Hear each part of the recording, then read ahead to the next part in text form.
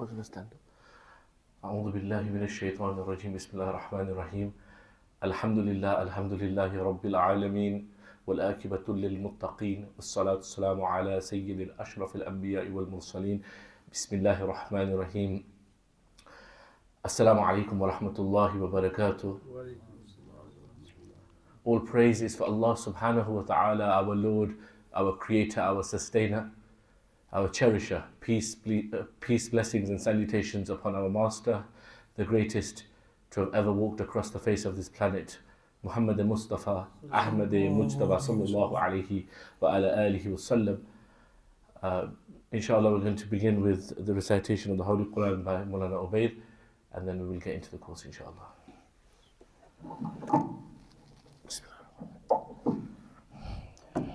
أعوذ بالله من الشيطان الرجيم بسم الله الرحمن الرحيم إن للمتقين مفازا حدائق وأعنابا وكواعب أترابا وكأسا دهاقا لا يسمعون فيها لغوا ولا كذابا جزاء من ربك عطاء حسابا سبحان الله. رب السماوات والأرض وما بينهما الرحمن رب السماوات والأرض وما بينهما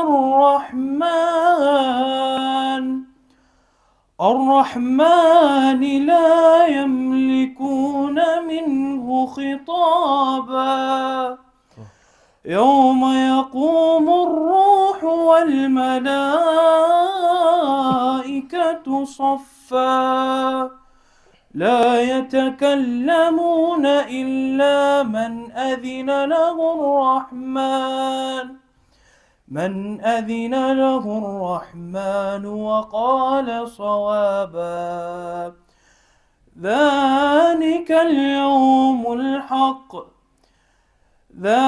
اليوم الحق فمن شاء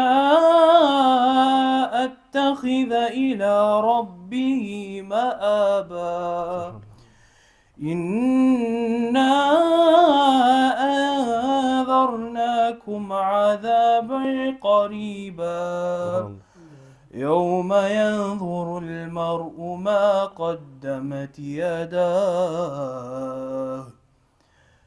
قدمت يداه ويقول الكافر يا ليتني كنت ترابا سبحان الله سبحان الله صدق الله العظيم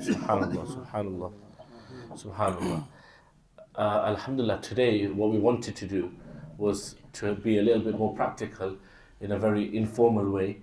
We were going to ask you all to just stand up and we were going to go through the fard prayer.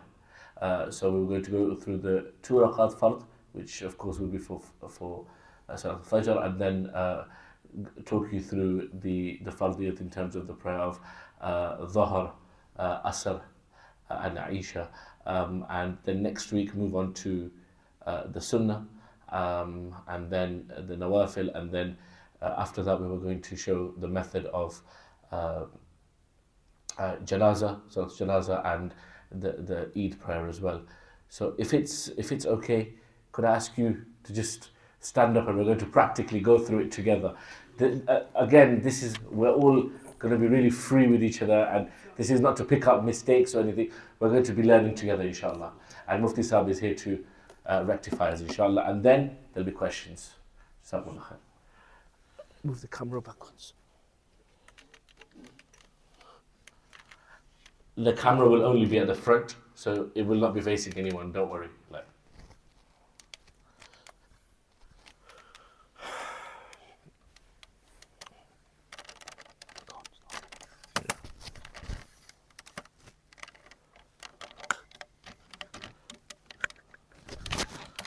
So we've been through position by position. The initial thing, can anybody tell me what the initial thing is before the prayer starts? What does one need? The niyyah, absolutely. So if my brother, what's your name? Muhammad Zain. Muhammad Zain. If my brother, if you are intending to pray the 2 rakat of Fard Fajr, let's just say you're not praying in Jamaat, you're praying alone, not praying in Jamaat. Talk me through the intention. So I would say I intend to make 2 rakats Farad, Fajr facing the Qibla for the sake of Allah. Subhanahu wa ta'ala. Mulana Wahid, yeah? Yeah. And Yeah. if obviously if you're behind the Imam, Well, how would you change it if you were behind the Imam? I intend to make 2 rakats Farad, Fajr facing the Qibla for the sake of Allah behind the Imam. Absolutely, that's fine. And then what is the first act which takes us into the prayer? What can anybody tell me? As soon as the niyyah is done, the first initial takbir ula, yeah? Okay, right. Uncle, if you show us Allahu Akbar, the first one. Allahu Akbar. Okay, Uncle, hold it there. So, Uncle, if you take it back there, hold it there. So the initial Allahu Akbar, as the hands are being raised and the fingertips of the thumb are touching the 2 earlobes. And it is done in the same time as one saying Allahu Akbar. So Allahu Akbar, with like the hands like this, and the 2 facing this way. That's the key thing, the 2 facing the Qibla. and with the fingers as well, they shouldn't be really close together or they shouldn't be really wide apart. Just keep it as natural as possible. The ear Try to it, the height brothers, of try the it. earlobe, Try it. and the palms facing the Qibla. We see a lot of people Doing sometimes doing takbir like they're giving azan, but towards the Qibla is. Or they're doing qiraat, they do this, but that's literally facing as Facing much the as you Qibla. can, yeah? Yeah. Without making it difficult for yourself, but just on a natural level spread out. You don't need to start doing this. Just a natural, everything's natural, and in one motion. That's the word. One motion, Allahu Akbar. Yeah, try it, Uncle. Yeah, yeah. Just a bit spread out, and as much facing the Qibla. Qibla. Yeah, and then after the takbir Allahu Akbar, the hands are brought down. The right hand will go over the left with the thumb and the pinky finger. They'll wrap around the wrist, and with the palm of your right hand, you want to cover the Where your just watch would where go. your watch would go. So just here, and you can see wrap around, and you'll have these 3 fingers at the forearm. And then in terms of placement, the placement will be behind, just under the Literally belly just button. under. Under the belly button. So literally, yeah, if that's your belly button, just there. Just Yeah. under the belly button. Uncle, yeah, ऐसे. इसको ऐसे, like literally wrap it round, 3 fingers like that. Yeah, the same. Yeah. Under Is that the your belly belly button? button. Yeah, just under, yeah? Yep. Just a bit lower, I think, bro. Yeah. So these two are acting as the locks, and then the 3 fingers like this, where the watch would be just under, like this, yeah? And then even the stance, we forgot to mention, the stance should be about, it's mentioned in the books, about 4 finger, Yeah, 4 to 6. 4 finger lengths apart. And we do see people a lot spread out. But the reason mentioned 4 fingers in the Hanafi fiqh books is because it actually is more humble. It's more of a stance State of of humility. humility. So this is why they have mentioned 4 fingers apart, because when you spread yourself out, then sometimes people do big themselves up in that stance. So the smaller stance is humility. Because you're So standing in front the of your ulama Lord. mentioned the 4 fingers. So 4 fingers apart, the feet facing towards the Qibla. Avoid trying to keep them like in a V shape, but as facing the Qibla as much as possible, and the hands under the belly button. A lot of people ask us, is it necessary for me to be touching like this, Toe the other to toe. person's toe? According to the madhab we follow, Imam Abu Hanifa's teaching, we do not need to be touching toe to toe. In fact, we need to be in our own space, but a dignified space, not taking up too much space. Okay, and the other thing is, our thing in Jama'ah is shoulder to shoulder. Yeah, not the toes. We don't. In fact, it's for us. It's prescribed against that. We need to be standing in our state of discipline, in a dignified area, not taking up too much space at all.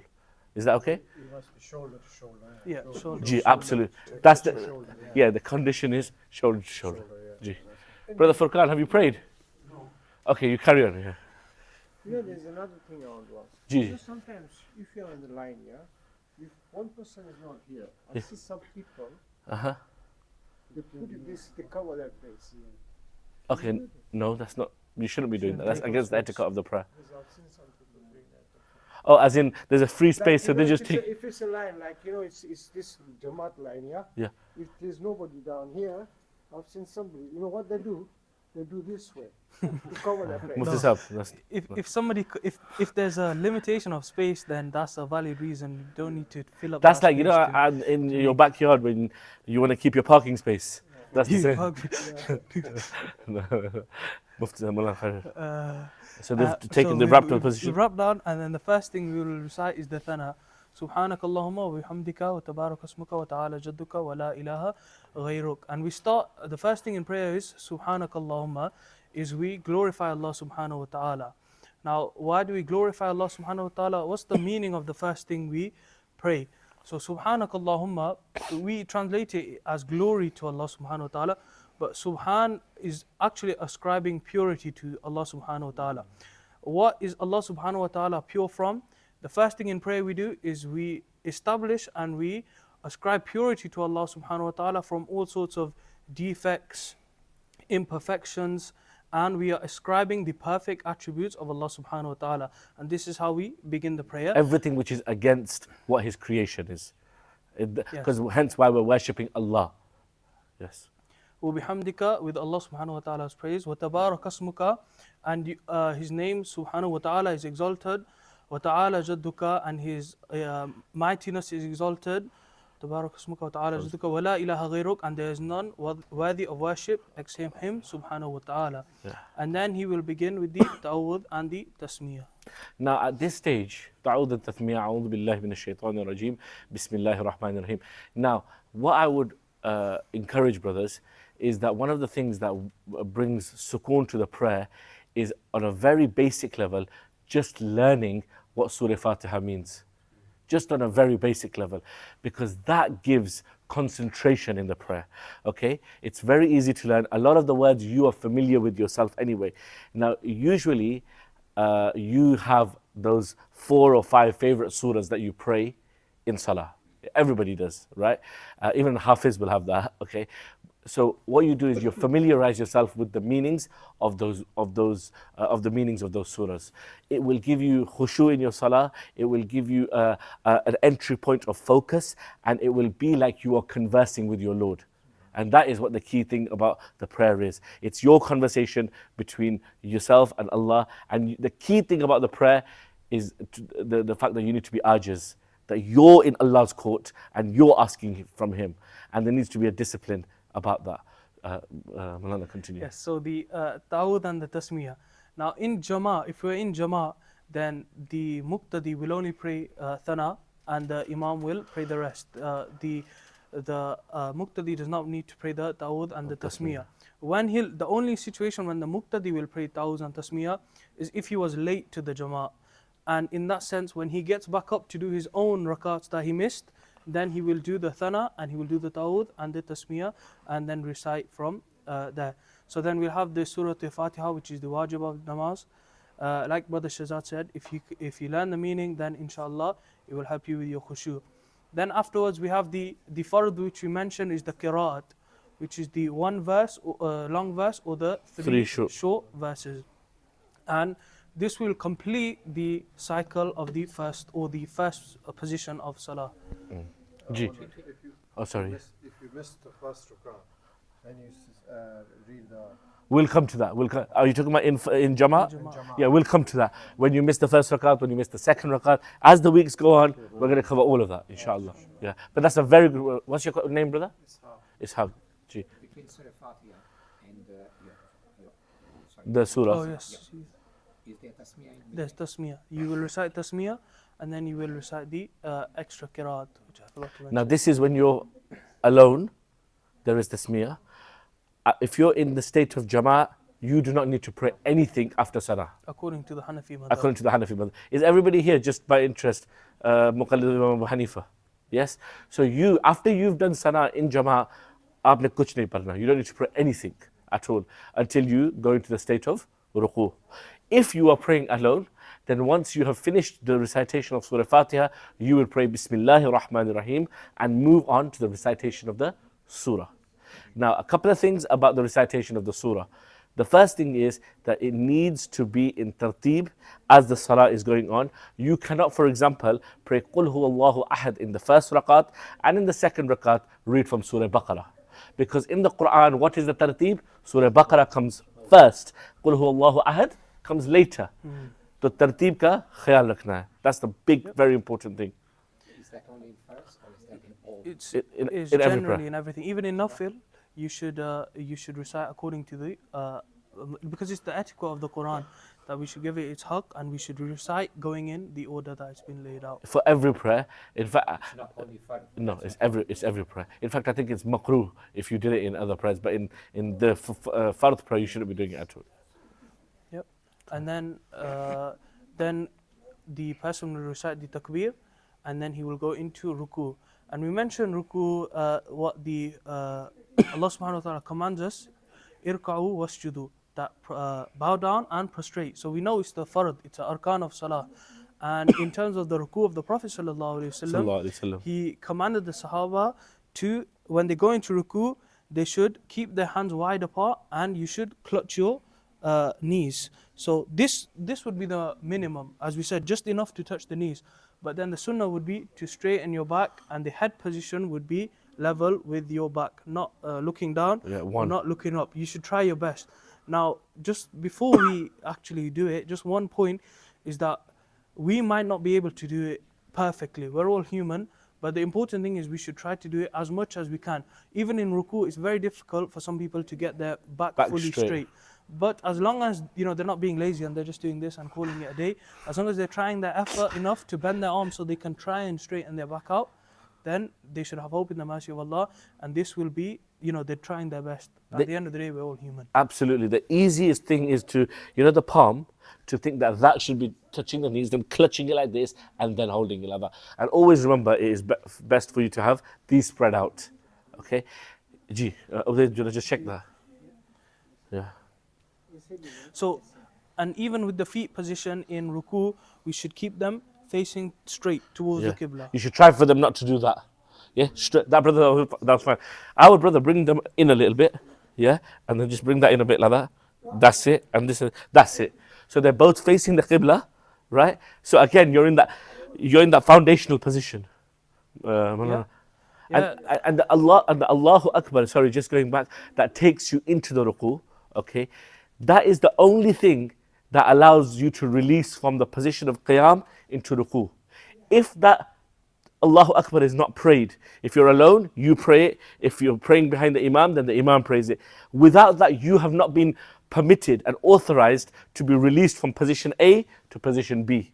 You have to ensure that Allahu Akbar is done. Otherwise, you can't move from position to position. It's your permit to move. Okay. When the Imam says it in the state of Jama'ah, you should do it in conjunction with the Imam. You should do it that as soon as the Imam says it, you should be in motion and moving. You shouldn't be overly delaying it. Sometimes we see brothers, the Imam said, Allah, they're doing their own thing like this for ages and then they're going into ruku. No, it should be following the tartib and the timing of the Imam. And when you're praying alone, that is releasing you from position A to position B. No, none of this laziness of Allah.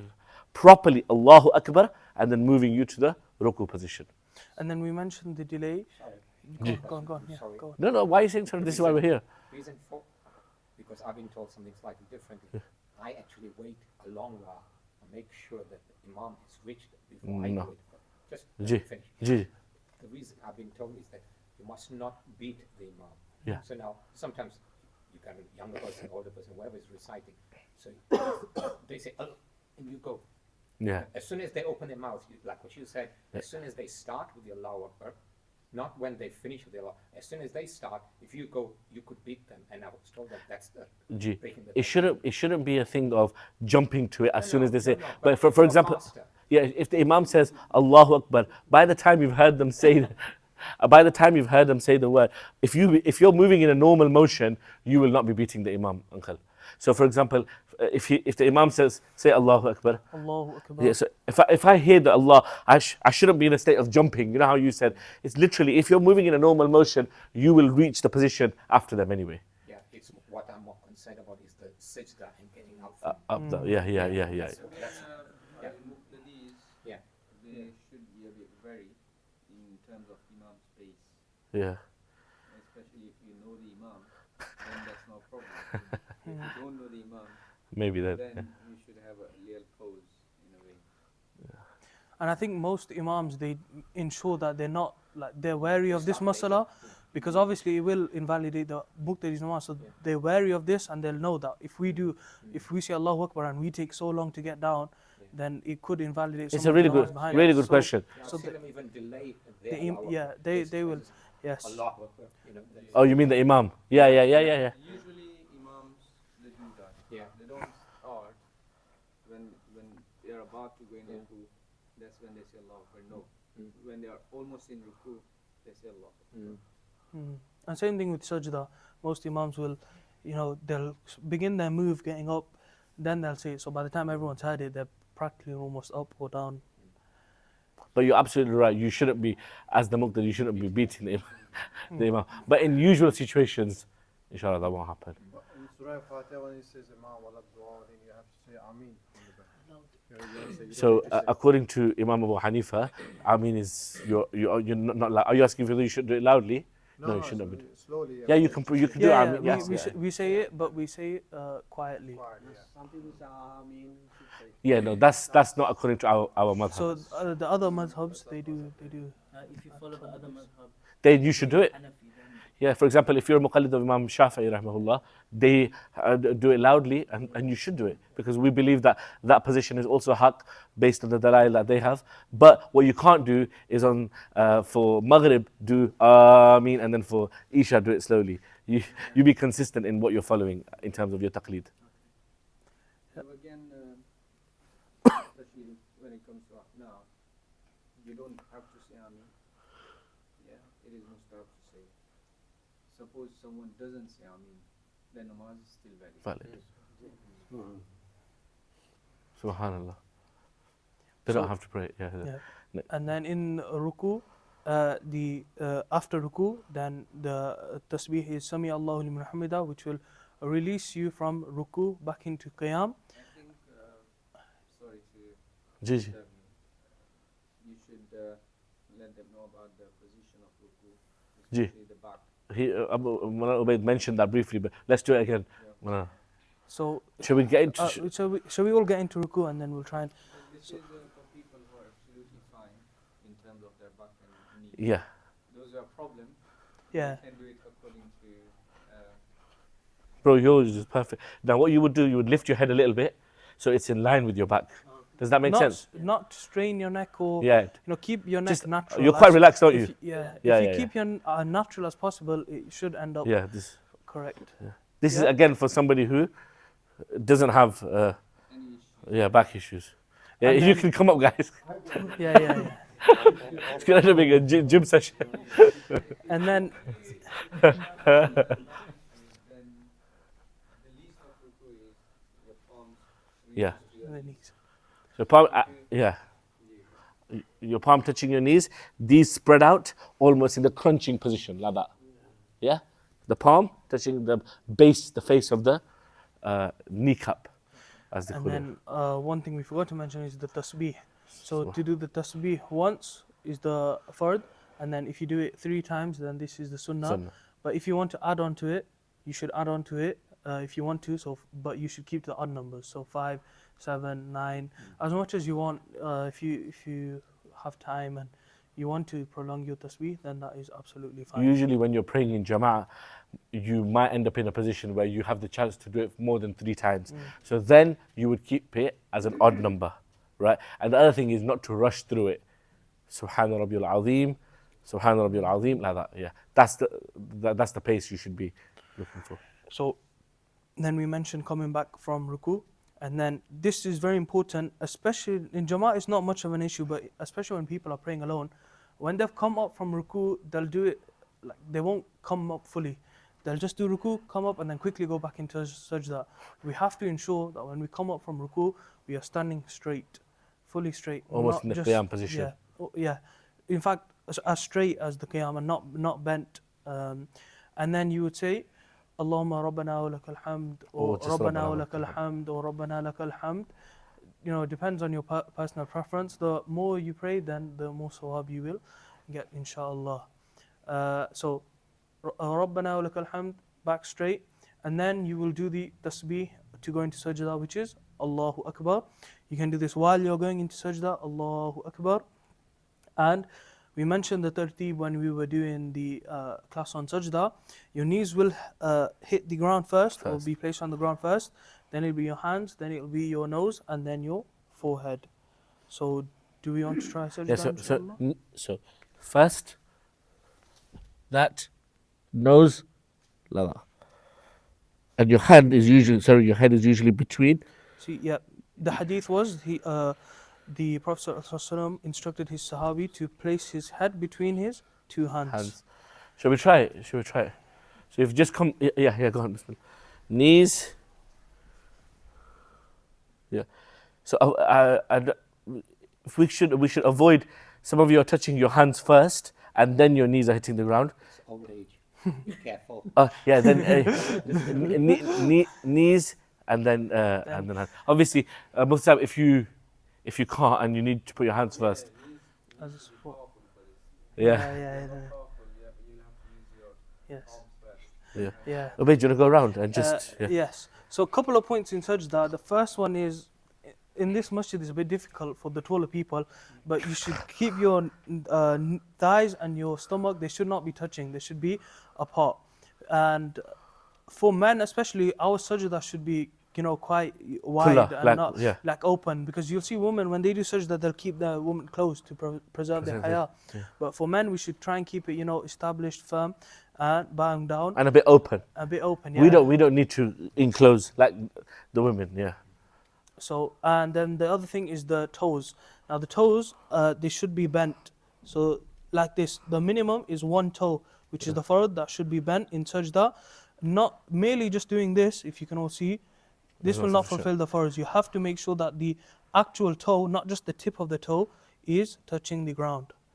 And at least one of them is bent sufficiently where the stomach of the toe is in a bent position. You can't just like do it in a lazy way like that. Yeah. Do you want to try it? Like when you're in sajda, just have your feet bent, your toes bent, just so you can. We'll just have a look. Yeah.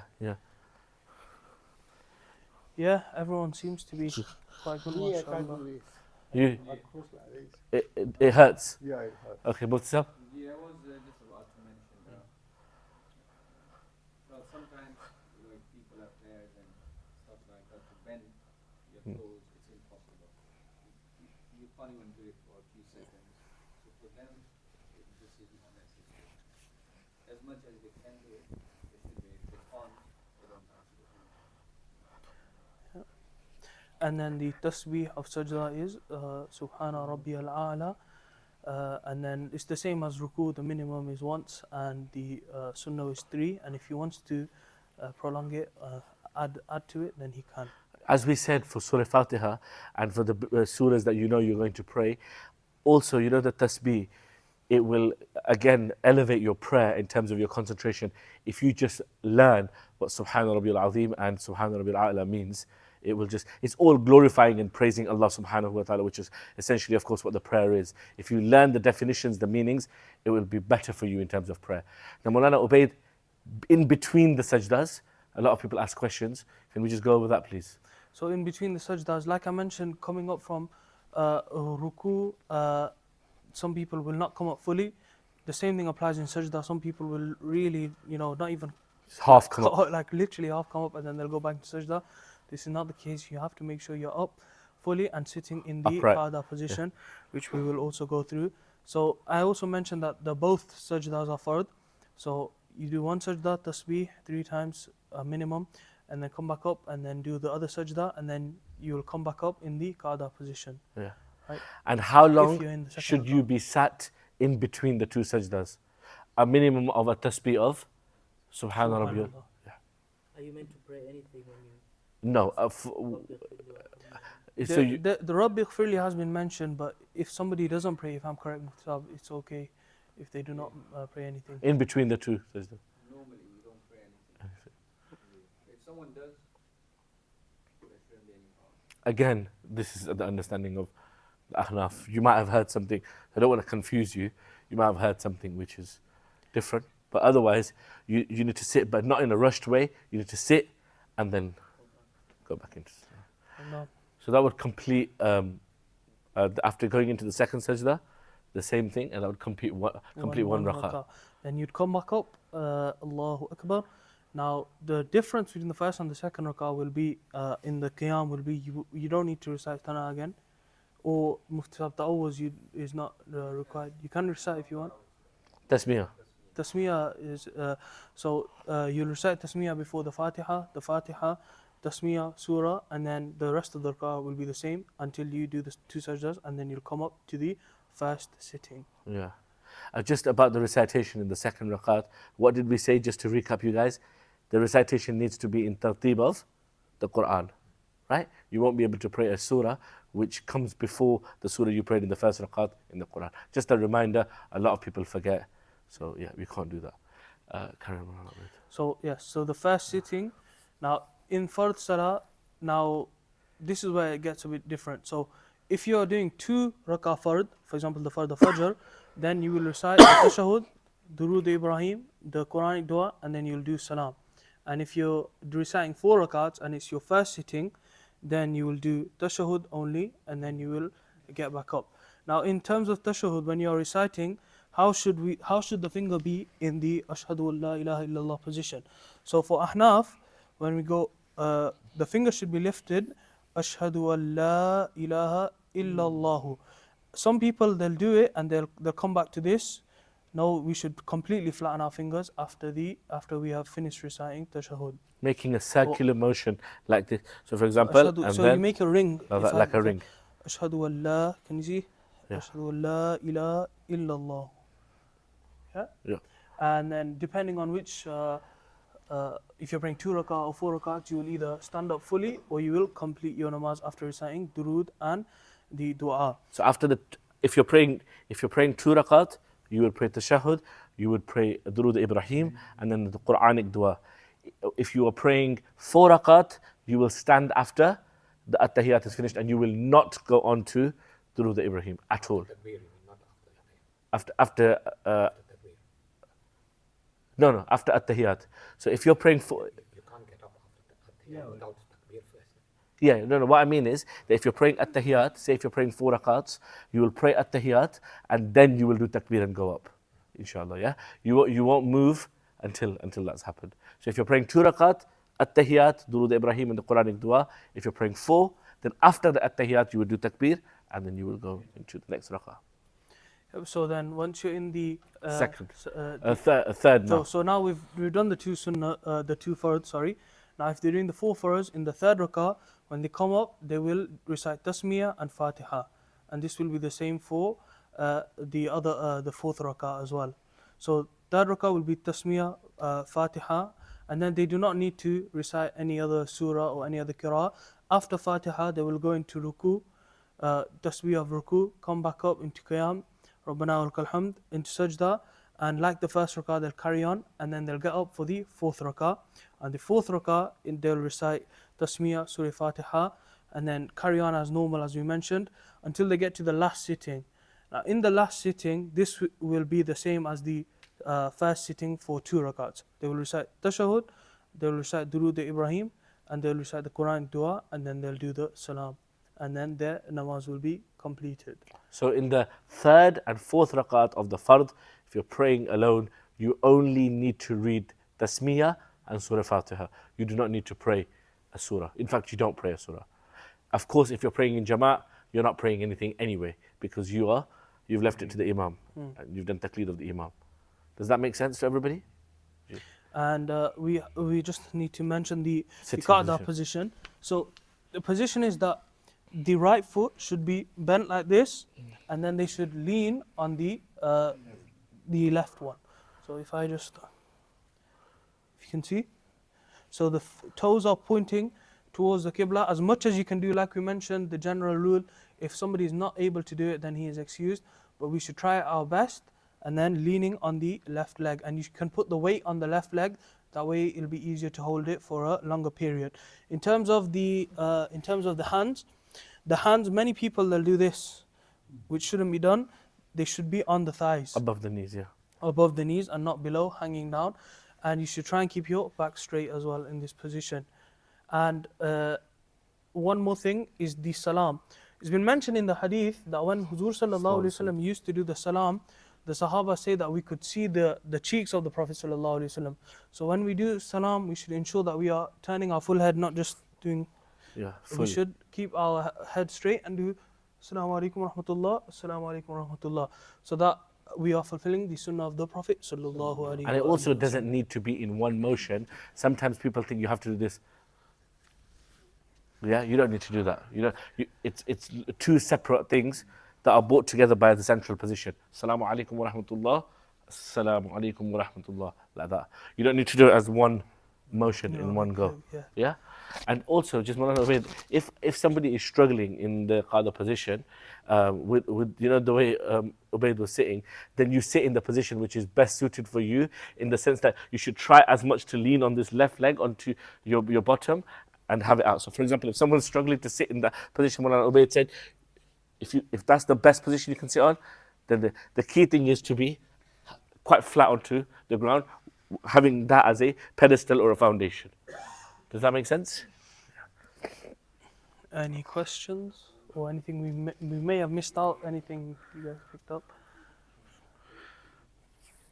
You know, after the intention, After the? intention, when you take takbir, some people lift the hands to the shoulder. Yeah. So is that allowed as well? Some people do it to the earlobe. Yeah. But some people lift it up to the shoulders. So according to the Hanafi position, for males it will be to the earlobes. For females it will be to the shoulders. Why? Because it preserves the haya. It's more closed. Closed. But for in the Hanafi madhab, it will be to the level of the earlobes. And if somebody wants to, he can put the best way is to put your thumb touching the back of your earlobe. And brother, I think if you were here last week, every single position that's been adopted by the Hanafi madhab has a juristic position behind it based on a hadith. Okay? Each one of the positions go back to, for example, some brothers do Rafa Yadayn. When they come back up from Ruku, they will do Allahu Akbar again before they move into the next position. They have a juristic dalil for that. The same way the Ahnaf have dalil to not do Rafa Yadayn. And the Prophet ﷺ at some stage in his life, alayhi salatu wasalam, didn't do Rafa Yadayn. And most of our understanding is that for most of his life, he didn't do the extra Rafa Yadayn. So each thing goes back to a hadith and a juristic position. It's not just make it up as you go along. And it's based on the entire school as well. So the scholars who came, like a whole tradition of scholars who convey it to us. And we don't just rely upon one singular person that somebody heard him say this, so that we'll take that. There's an usul. There's a whole set of principles that go behind it according to the madhab. Jim. Before the first salam, do you or can you recite tasmiyah? There is no tasmiyah before salam. Before salam, yeah. But if you do, Before salam. yeah, before salam. If Ah. it doesn't affect your namaz, there is Get no out of the habit. need. Oh, before Sana, you mean? The reason ta'awuz and tasmiyah has been mentioned is because they are reciting Quran then. Yeah. So we should recite the ta'awud and tasmiyah. And we recite the ta'awud to obviously protect ourselves from the shaitan, because we are reciting the Quran. Now the ulama have mentioned that the ta'awuz, why do we recite it? We know that shaitan is there and he is trying to, he's trying to make us stop, or he's trying to make us partake in his punishment, or trying to make us partake in evil. So what do? We can't see shaitan to make him go away, or we don't know how his tricks work. But we know Allah subhanahu wa ta'ala knows everything, knows how the tricks of shaitan work. So we seek Allah's refuge from shaitan. And then we recite the Quran. So that's why even as the muqtadi, when the muqtadi joins, he will only pray sana, because he's not reciting any Quran until, or if he was a late comer and he comes back up, now he's going to recite Quran. Now he does the ta'awud and the tasmiyah. And the missing of the rakat in the fard prayer, we're going to dedicate an entire session to that, because that is something the most questions come about. I missed one rakat. at what point have I missed the rakat? Did I save my rakat? What do I need to do? So that's going to be an entire session on that. Next week, inshallah, we're going to do the sunnah. I think we'll do witr. We'll do witr, and then we'll do the sunnah. We'll do sunnah mu'akkida, inshallah, and then nawafil and sunnah ghair mu'akkida together, and then the missing of rakat and catching up, and qadha we'll do together, and then we will also then do salatul janaza and the method of Eid prayer, inshallah. And inshallah, if we get a chance while we're all sitting down and in proper class, we'll try and go through the meaning, inshallah, because that will help a lot, I think. Do you think everybody can go home and spend some time in the next week just looking at the meaning of Surah Fatiha? And then inshallah, if we imagine every week we just your favorite surah, you go over the meaning, inshallah. It will help with our prayer, inshallah. Any other questions for Mufti Sahib? No, that's it. Jazakallah khair.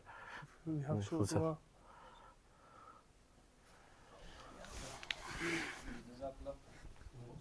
Mashallah was very good. Just last thing. Suppose in ruku and sujood, if you miss your tasbih, you didn't pray your tasbih, or you couldn't pray your tasbih, you forgot to pray the tasbih of ruku and sujood. In that case, the namaz is valid as long as you remain in the position of ruku and sujood for the Duration. time that's needed. Yes, so tasbih of ruku and sajda, which we pray, is again mustahab. If that makes sense. Even just one. Ji. So praying tasbih is mustahab, but remaining in that position, That is for the equal Subhanallah. tasbih at least, that's needed. That's an amazing point. Because sajda is first, tasbih of sajda is not. Ruku is first. I was told that one tasbih is first. Ji. Ruku is first, but tasbih of ruku is not first. Because the definition of ruku is to be in that position, not to say the tasbih as well. Likewise, the definition of sajda is to be in the position of sajda, the way we do, not including the tasbih, if that makes sense. اللهم صل وسلم وبارك على سيدنا وحبيبنا مولانا محمد وآله وصحبه أجمعين. Ya Allah, Ya Rahman, Ya Rahim, with your karam and with your mercy, accept our today's program. Ameen. Of the brothers who have participated and the teachers who have taught today. Allah subhanahu wa ta'ala bless them in this dunya and the hereafter, grant them the salvation in the hereafter, and keep us all on the path of Ahlul Sunnati wal Jama'at, the right path of Islam, and give us the death of Muslim, and raise us as a true Muslim, and give us the mercy from your court in the hereafter, and keep us punctual in our salah, keep us righteous one in our deen. Allah subhanahu wa ta'ala keep our new generation and youth on the path of Islam. Allah ta'ala ala khayri khalqihi wa nuri arshi Muhammadin wa alihi wa sahbihi ajma'in bi rahmatika ya arhamar rahimin. Jazakallah.